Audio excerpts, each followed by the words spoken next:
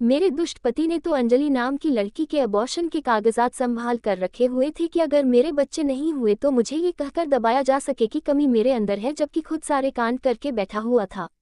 स्त्रियों पुरुषों को जितना समझोगी उतना कम है। जहाँ स्त्रियों की सोच खत्म होती है वहाँ इनकी शुरू होती है। और कहते हैं कि स्त्रियों ने नाक में दम कर रखा है, कोई जरा भी आवाज ऊंची करेगी तो दबा दिया जाएगा। परिभाषा ही जोरदार है। अच्छी स्त्रियों की धीरे बोलती हो, मधुर बोलती हो, नजरें नीची करके बात करती हो, सुंदर हो, सुशील हो, पढ़ी लिखी हो, नौकरी करती हो, चलेगा बस पैसे सारे घर में खर्च करने वाली हो, नौकरी से आकर खाना बनाने वाली हो, गांव में खेतों का कार्य करने वाली हो, कपड़े नए नहीं मांगे, मेकअप नहीं करे, ब्यूटिशियन के पास नहीं जाती हो, खाना बनाए मगर सबसे बाद में खाती हो, कोई पार्टी घूमना फिरना नहीं करे, पिक्चर देखने की जिद नहीं करे, होटल्स में नहीं जाती हो, प्रेम करने वाली हो। बताओ स्त्री और कठपुतली में क्या अंतर है? कोई इन मूर्खा को समझाए। स्त्रियों में इतने गुण चाहिए और तुम्हारे अंदर क्या है? अपनी शक्ल की कोई पुरुष नहीं देखना चाहता है, जी चाहता है जिन्हें उपरोक्त गुण चाहिए इनके पिछवाड़े पर कसकर लात दे और इन्हें कहे कि जाओ पहले अपना मुंह धोकर आए।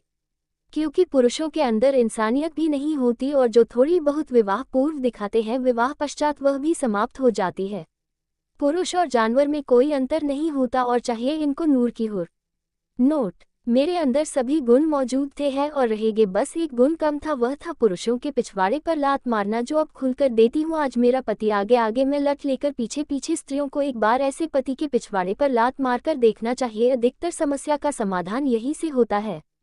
चरित्रहीन पुरुष इतने शातिर होते हैं कि इनको पहचानने में सबसे बड़ी भूल स्त्रियां कर बैठती है। जो मर्द सिगरेट, शराब, जुआ, तंबाकू, गुटखा, मांस, मुर्गा नहीं खाता वह निश्चित रूप से चरित्रहीन होता है। स्त्रियां अक्सर उपरोक्त गुण देखकर फूली नहीं समाती कि उनका मर्द कोई अवगुण नहीं रखता, लेकिन वह इनके फर्जी बनावटी प्रेम के कारण नहीं समझ पाती इनके आचरण को। और मेरे वाला अलग है, ऐसा नहीं है, या मैं बहुत भाग्यशाली हूँ, स्त्रियां ऐसा सोचती है और धोखा खा जाती है। क्योंकि चरित्रहीन पुरुष एक नंबर के चालाक, लालची, शातिर, मतलबी, ढीठ, बेशरम होते हैं। इनके अंदर जरा भी मानवता नहीं होती। ये अपनी पत्नी बच्चों से प्रेम नहीं करते, सिर्फ समाज में प्रेम का ढोंग करते हैं।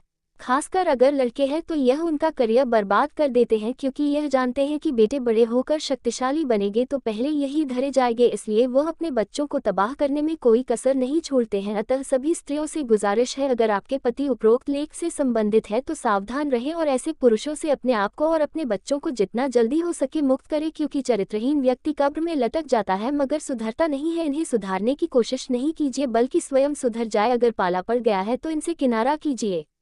ऐसे पुरुषों पर एतबार करना मूर्खता के अतिरिक्त कुछ नहीं है।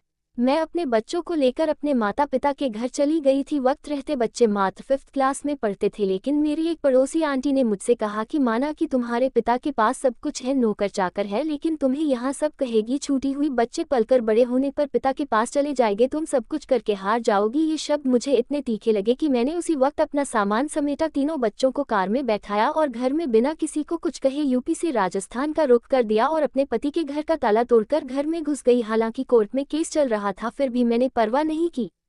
इसके बाद मेरे पति ने मुझे बहुत मारा पीटा, टॉर्चर किया, मगर मैंने घर नहीं छोड़ा। प्रेम की जगह मारपीट मिली, मैं सह गई। पैसे कभी नहीं मिले, मैं कमाकर खर्च करती, वह अपमानित करता। मैं अपने कॉलेज में विद्यार्थियों और शिक्षकों से अथाह सम्मान पाती थी। और फिर मेरी गाड़ी मैंने स्वयं ही अपने बूते हाँक दिया। मैं कभी माता पिता के घर नहीं गई, कभी भाई के सामने हाथ नहीं फैलाया और नहीं कभी किसी से कोई शिकायत की।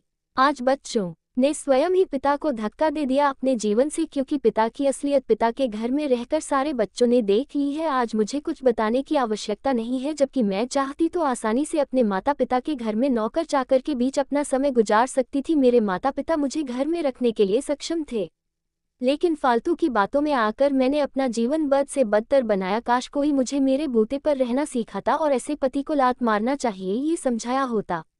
जो घर जबरदस्ती पकड़कर बसाए जाते हैं वह कभी नहीं बसते। ऐसे घरों को छोड़ना श्रेष्ठ है और अपना जीवन फिर से शुरू कीजिए, जो हर स्त्री का हक है।